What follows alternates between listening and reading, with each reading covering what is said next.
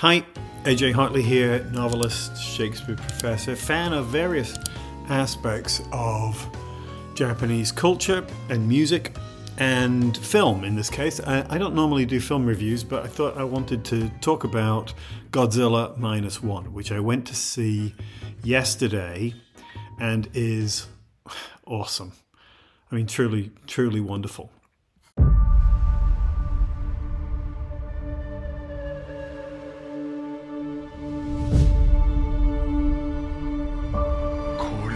なんだって言うんだ。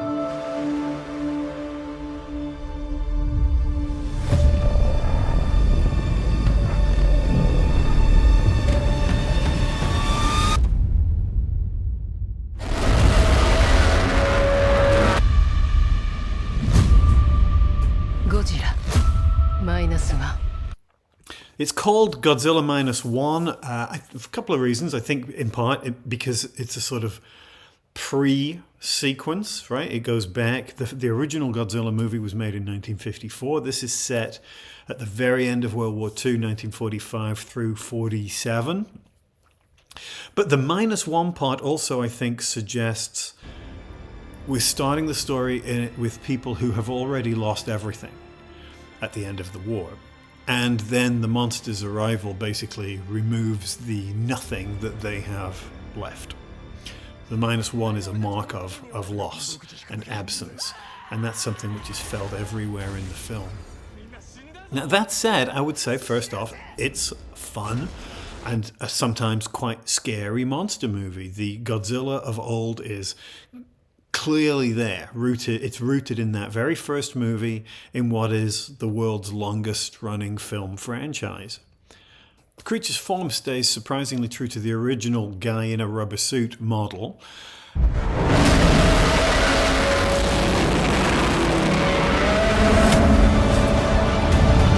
It has that sort of mid-20th century upright T-Rex form with the Stegosaurus spinal plates down its back, dragging radiation and breathing a lethal heat ray in addition to its deadly jaws, claws, and tail. Given its low budget, this was a movie made for only $15 million, which today is nothing, the effects are astonishingly impressive. And when it's swimming, the monster is especially frightening and plausible. But part of what gives the monster its power is that, like in the first Alien movie, it's shown relatively sparingly, and when it does show up, it's relentless and terrifying.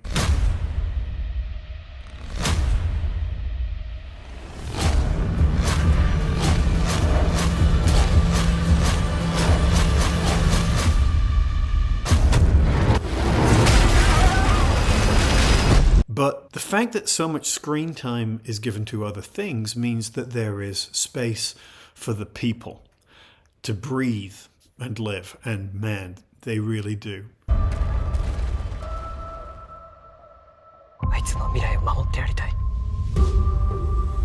The cast are superb throughout. Even the smallest of roles have a convincing realism which is at odds with the usual melodrama of kaiju fare. And the people, and they really are people, they're not the one-dimensional characters who have some sort of scripted plot function that we usually get in big budget monster movies. They get a tremendous amount of screen time, and none of that time feels slow or wasted. また悪い夢。空襲でやられたようです。兄さんも私と同じね。親子ともども縁あってこうして引き取ったんだから。だから私はどんなことがあっても死んではいけない。銀座を襲ったあいつ。大戸島だ。ゴジラですよね。At times, I would say, Godzilla Minus One barely feels like a monster movie at all. The human interactions are given such an unusual ordinariness, which manages to somehow take precedence over the plot, but then raises the stakes for the larger story, bringing moments of empathy and humor. We care about these people, and therefore we care what happens to them. Their ordinariness is present also in the look of the film, which is often quite drab visually. The colours muted and drained like the people trying to make ends meet in the devastation at the end of World War II. The atomic bomb test, which has always been a part of the Godzilla DNA, are present as a hint at the monster's origin, but its motivation here is less clear than in the original 1954 film, and less sort of anti-hero-esque than in some of the recent incarnations. Here it's more of a monstrous force, and there's nothing positive about it. It has to be defeated. 東京がまた火の海になるのは見たくない。戦争が終わってないんです。今度の戦いは未来を生きるための戦いなんです。 The Americans are pointedly out of shot, too concerned with the Soviets to risk involvement in Japanese problems. And the Japanese army has been largely decommissioned, their weapon system being confiscated, sold off, or junked. And if anyone's going to save Tokyo from the monster, it's going to be the ordinary people. And this comes back to that character-centered storyline, which I think is so powerful and so unusual for a film of this kind. Most of these ordinary people are war veterans, disaffected by their own military experience and alienated from a government which they feel put them in harm's way without adequate concern for their lives. The persistent notions of sacrifice for the greater good, an ever-present element of Japanese culture, here gets qualified. And there's a running theme on the importance of life and survival in the face of national myths about self-sacrifice.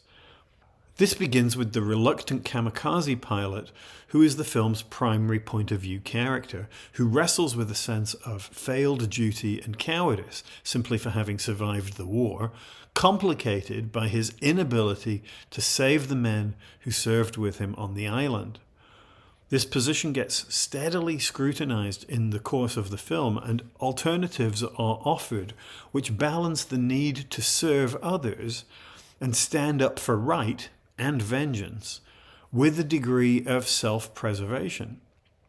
Because this is a film about the impulse to live, to persist, and it is as fine a depiction of that classic Japanese ganbarimashou spirit as any I have seen, perhaps showing the modern roots of that idea in the chaos, destruction, and loss of the post-war period, the depiction of which is bleakly realist without being lurid. The shift from the physical nuclear roots of Godzilla's rampage allows the film to shine a spotlight on the psychological trauma of war, particularly in individual terms, on PTSD and survivor guilt, and in collective terms on a sense of shared collapse of community and loss of purpose. This last, coupled with the frustration with the government's minimizing of human life, is what pushes the film's Dunkirk spirit, its reliance on the self-motivation of ordinary people instead of government initiatives. And this is also where the movie's critique of government feels contemporary as well as historical. I've spoken elsewhere about the current frustration, especially among young people, with Japan's current economic and social paralysis, something mirrored in Japanese music and TV lately. An obvious parallel being Atarashi Gakko's new single, Tokyo Calling, whose music video draws expressly on Godzilla-type movies. Tokyo Calling! Tokyo Calling! Tokyo Calling! Tokyo Calling! Tokyo Calling! That frustration with government is obliquely present in this movie too, despite its careful historical setting. The disdain for government inaction, secrecy, and its lack of care for ordinary people is palpable, as is the subversion of the old idea that it's a good thing to fight and die for the abstractions of nationhood.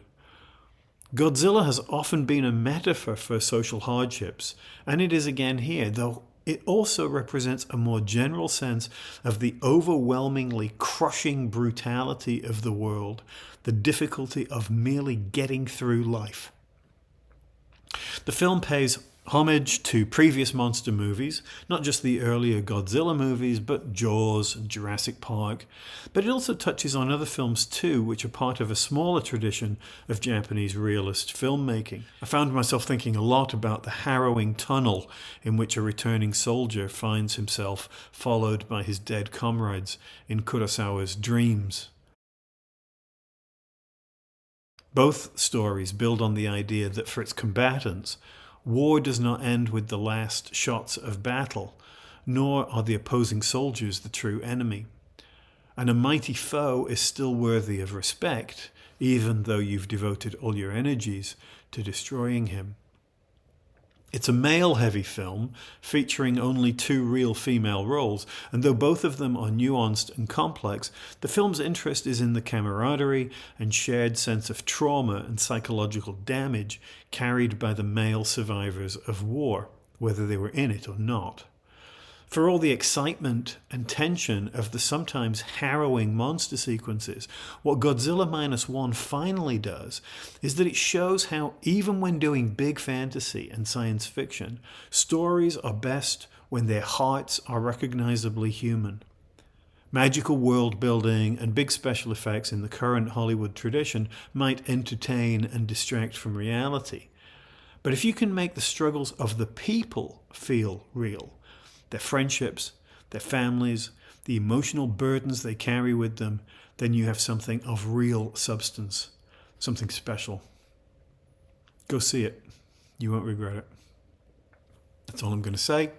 As ever, please like, comment, subscribe, check out my Patreon page. Thanks to my patrons. Check out my merchandise, and particularly, of course, check out my books, including Hideki Smith, Demon Queller. Good Christmas present, by the way. All right, that's it. Thanks. Talk to you soon. Bye.